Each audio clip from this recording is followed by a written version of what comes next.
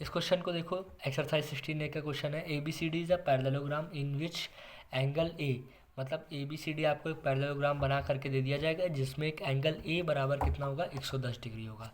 बाकी आपको angle B, angle C, angle D सारे के सारे फाइंड करने होंगे। पैरेललोग्राम है तो पैरेललोग्राम की प्रॉपर्टी हमने बताई थी क्या होता है क्लास में। ए बी क्या होगा, पैरेलल होगा किसके, सी डी के। ए डी पैरेलल होगा अपने सामने वाली साइड बी सी के। साथ ही साथ ए डी बराबर होगा बी सी के, ए बी बराबर होगा सी डी के।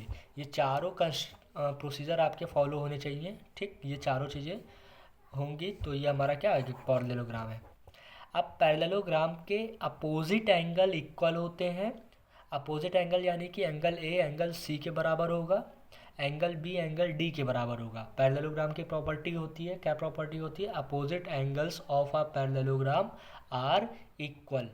तो एंगल ए एंगल सी के बराबर, एंगल बी एंगल डी के बराबर।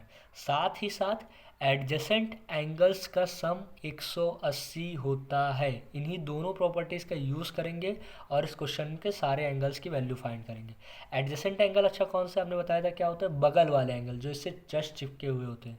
कह सकते हैं एंगल ए और एंगल बी आपस में बगल वाले हैं तो इनका सम बोला है हमने, angle A plus angle B. यहाँ पर लिखा है मैंने angle A plus angle B कितना होगा, 180। इसी तरीके से angle B plus angle C plus angle D plus angle A, ये सारे के सारे कितने हो जाएंगे, 180 हो जाएंगे। अब देखो दो प्रॉपर्टीज़ बता दी, कौन कौन सी प्रॉपर्टीज़ यूज़ करेंगे, एक अपोजिट एंगल्स वाली प्रॉपर्टी, एक एडजेसेंट एंगल वाली प्रॉपर्टी। तो पहले अपोजिट एंगल वाली करते हैं। एंगल ए बराबर किसके होगा, एंगल सी के। एंगल ए बराबर किसके होगा, एंगल सी के। एंगल ए की वैल्यू 110 है तो एंगल सी की वैल्यू भी कितनी होगी, 110 होगी। तो एंगल सी हमको मिल गया, एंगल ए मिल गया।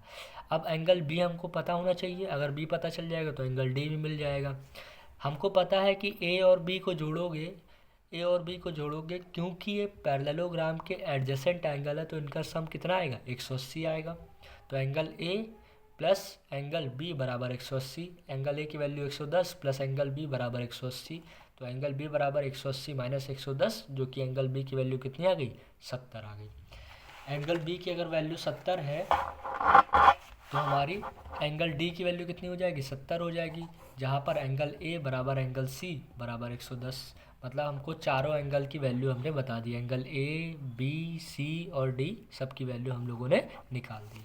ठीक, अगले क्वेश्चन में देखो क्या करेंगे हम लोग।